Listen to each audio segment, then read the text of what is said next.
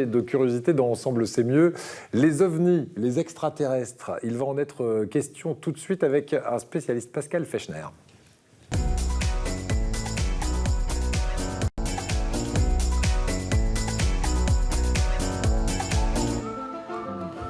Et on se met dans l'ambiance directement. X-Files. Avec un spécialiste, je vous le disais, c'est Pascal Fechner, directeur national du MUFON, association qui s'intéresse aux objets volants non identifiés. Ça veut dire quoi exactement le MUFON? Alors, le MUFON, ça veut dire Mutual UFO Network, puisque la base de travail du MUFON, c'est d'organiser une base de données à l'échelle mondiale pour que l'ensemble des chercheurs puissent y accéder. Voilà, pour savoir donc d'où viennent ces UFO, donc ces ovnis en français, objets volants non identifiés. Vous participerez prochainement au festival Les Rencontres du Mystère et de l'Inexpliqué. Ça va se passer du 31 mai au 2 juin à Marignane. Qu'est-ce que c'est le principe de ce festival? Il n'y a pas que de l'ufologie, on ne va pas parler que d'ovnis. Hein. Non, pas du tout. C'est un ensemble de conférences qui est organisé par la radio BTLV et par Bob Belanca, qui toute l'année invite des intervenants, des chercheurs, des documentaristes sur les sujets qu'on appelle paranormaux, voire parfois de façon un peu péjorative, pseudo-science.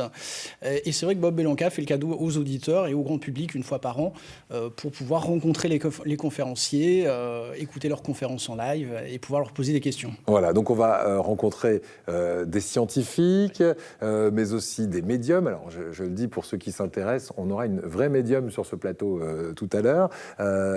Qu'est-ce que vous faites, vous, quand vous allez dans ce genre de festival? Vous dites « je crois » aux ovnis, où vous dites, moi, je ne crois que ce que je vois et je suis plutôt du côté des scientifiques? C'est une question intéressante, puisque je crois que la croyance est nécessaire, puisque la croyance crée un mouvement de recherche, mais je crois que ce qui serait dommage après, c'est s'arrêter sur sa croyance. Et nous, notre démarche aujourd'hui, c'est vraiment de creuser, de chercher, pour essayer de comprendre ce que voient tous ces gens dans le ciel ou pensent avoir vécu comme expérience. Alors, on va remonter aux origines de l'ufologie, donc cette science des ovnis, ou en tout cas cette façon de rechercher la vérité. Vous me dites on peut dater très précisément la venue de la première soucoupe volante. En tout cas, le mot soucoupe volante, il apparaît le 24 juin 1947. C'est quoi cette date? Effectivement, le 24 juin 1947, Kenneth Arnold est dans son avion et il voit 9 objets qui traversent le ciel et qui, à son avis, vont à une vitesse folle. Ce qu'il faut bien savoir, c'est que nous sommes en 1947, donc l'ufologie et la notion d'extraterrestre n'est pas du tout mainstream. Et Kenneth Arnold pense plutôt soit à des appareils secrets américains, soit pire, à des appareils russes, puisque nous sommes à l'orée de la guerre froide. Donc, en citoyen responsable, il va alerter les autorités et les journaux. Et en fait, c'est un journaliste qui va mal comprendre, qui va déformer les propos de Kenneth Arnold. Kenneth Arnold dira « les objets se déplaçaient comme une soucoupe qui rebondit sur l'eau », et le journaliste prendra la formule « flying saucer ». De coup, ça devient les soucoupes volantes. Mais lui, à la base, il se dit c'est quelque chose qui existe, ce sont des appareils de l'aviation russe. Il pense plutôt à ça. Lui, voilà, il est plutôt dans cette optique d'appareils secrets américains, bon, russes, plus embêtants. D'accord. Autre élément marquant dans le domaine des extraterrestres, cette fois, c'est l'homme de Roswell. Alors, on va voir une image. Alors, c'est vrai que ça a été démonté depuis. Qu'est-ce que c'est, au départ, l'homme de Roswell? Alors, sur Roswell, effectivement, souvent on pense que l'ufologie moderne commence à Roswell, ce qui n'est pas du tout vrai, puisque le crash de Roswell apparaît début juillet. On a une brève dans un journal, puisque des débris sont récupérés sur le champ d'un agriculteur. Les militaires annoncent avoir récupéré des débris d'un flying saucer, mais donc une soucoupe volante.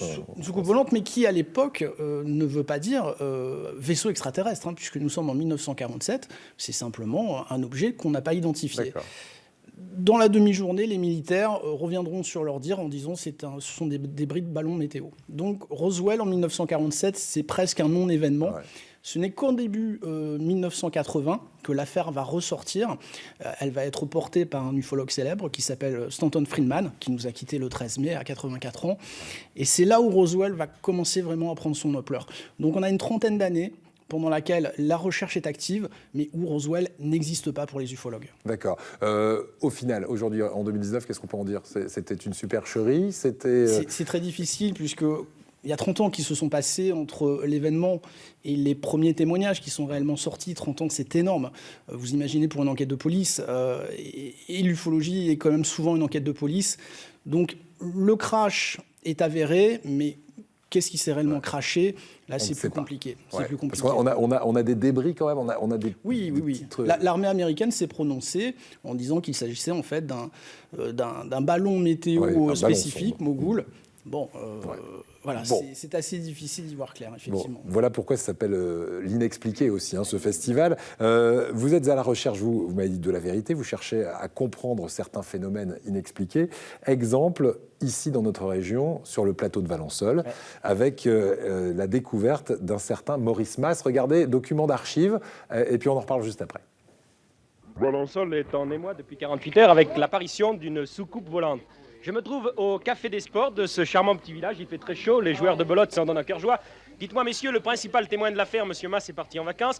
Est-ce que quelqu'un pourrait me raconter quelque chose? Est-ce qu'il y a quelqu'un qui a vu ou à qui on a raconté quelque chose? Allez, monsieur Moisson. Le patron de l'établissement, M. Moisson. C'est aujourd'hui...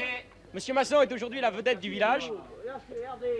Vous fûtes en quelque sorte le confesseur de M. Mas qui était dans son champ lorsqu'est apparue cette soucoupe volante. Alors racontez-nous.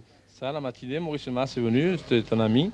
Et il m'a raconté qu'il avait vu un engin se poser dans son champ. Et il m'a dit de ne pas en parler, vu qu'il serait peut-être embêté. Et vous avez pu garder le secret combien de temps? Jusqu'au lendemain.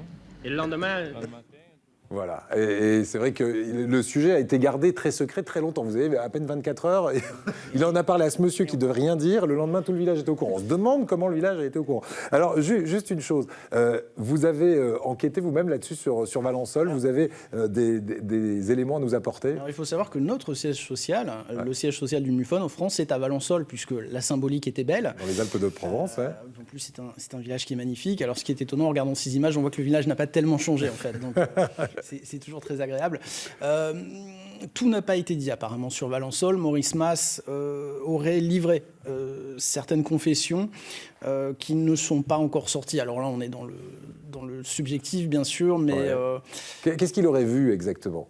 Alors lui, ce qu'il décrit très clairement, c'est un appareil au milieu de son champ et deux entités qui semblent clairement faire des prélèvements de lavande. Alors ce qui est étonnant, c'est qu'effectivement, ces entités auraient sorti une espèce de tige qui l'aurait paralysé, mais il a toujours indiqué qu'il n'avait pas senti de malveillance, que c'était un petit peu comme on pourrait immobiliser une bête sauvage. Et qu'est-ce qui fait qu'on peut croire à ce qu'il dit? On a trouvé des traces, par exemple, sur le sol de l'atterrissage d'un appareil? Ce qui est très rare d'ailleurs, mais effectivement sur Valensole, on a bien une trace au sol qui a été étudiée par la gendarmerie, bien sûr, puisqu'ils étaient là pratiquement le jour même. Et effectivement, pendant quelques années, il semblerait que la végétation ait eu du mal à repousser autour de cette trace. D'accord. Eh bien, écoutez, si ces sujets-là vous passionnent, parce qu'on pourra en parler pendant des heures encore, il y a ce rendez-vous qu'on vous fixe, le rendez-vous du mystère et de l'inexpliqué.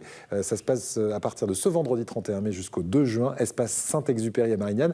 Vous ferez une conférence sur un sujet particulier, vous? Oui, tout à fait. Nous avons le plaisir de faire l'ouverture le vendredi, où nous allons exposer quelques cas sur lesquels nous avons travaillé. On va orienter cette fois-ci sur des cas qui aujourd'hui pour nous sont inexpliqués, ce qui ne veut pas dire qu'ils sont inexplicables. Voilà, si vous êtes curieux et si vous regardez cette émission, c'est que vous êtes curieux, rendez-vous à Marignane pendant ces 3 jours du 31 mai au 2 juin. Merci beaucoup Pascal Fechner.